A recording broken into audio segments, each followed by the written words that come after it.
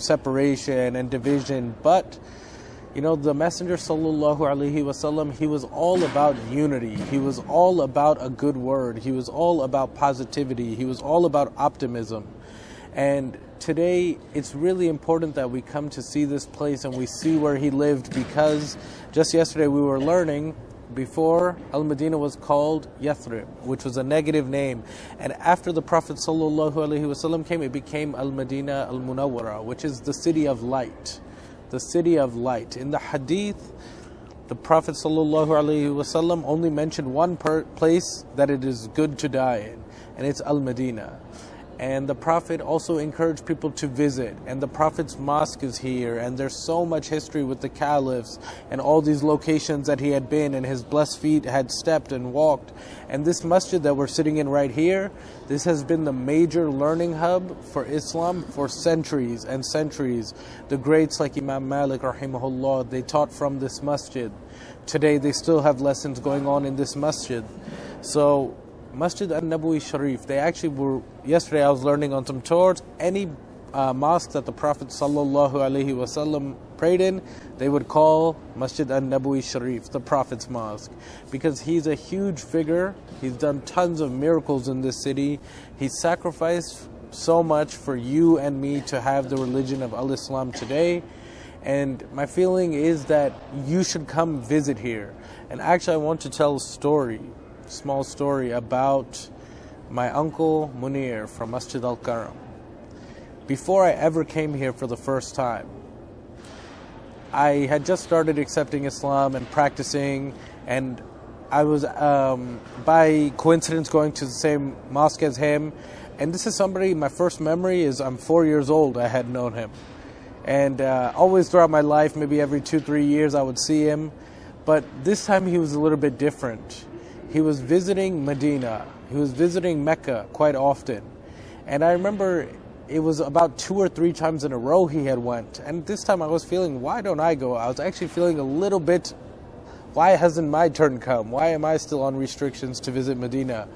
But his experiences, he would bring back gifts for me. He would do amazing things for me that strengthened my love for the city of the Prophet ﷺ, my love for Ash-Shamag, my love for all things to do with the Arabic language. And it really motivated me when he was telling me stories of him going to the Prophet's secret chambers, or what they call the gardens, from the gardens of paradise, Ar-Rawda an-Nabawiyya. And there's a famous hadith that inside Ar-Rawda there is a place that is from Jannah. And the minbar that the Rasul used to use, it's from Jannah. And inside Medina, the wells, they're from Jannah. And so many things in this city belong to being from Jannah. And that's why you feel this peace. That's why you feel this tranquility. And, you know, I was going through some problems myself before I got here. And in Mecca, I was still thinking about these problems and having some stress. But when I got to Medina, I was overjoyed, relieved, feeling peace. And this is one blessing that comes with this city. This is why Allah subhanahu wa ta'ala has honored this city. And a fun fact that a lot of people don't know is the Natural Health Organization. They ranked Medina the only city in the world with over 2 million population with less than 1 or 2% people sick, which is the lowest of any major city in the whole world. You know, there was hadiths about how the dust in Medina is shifa for you.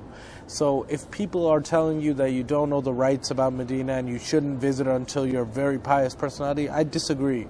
Visit this city. See the graves. See everything from our history, from our leaders, from the Messenger sallallahu alaihi wasallam, his seerah, where his wives are. And even, you know, I encourage everybody to make Umrah if you haven't made Hajj, or if you're thinking about it, or you're just starting to practice. It's a life-changing experience.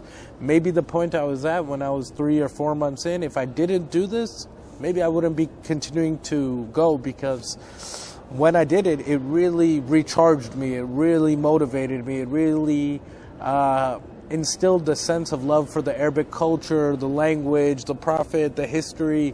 And inside this city, inside both of these cities, there's so much attractions to where you can learn with your eyes. And this is a different kind of learning, because if you read things, if you're hearing things, it's one thing. But when you see it, when you see the novelties, when you see the artifacts, when you see the places, when you can touch them, it really resonates with you on a different level. It really activates your whole understanding of how things were.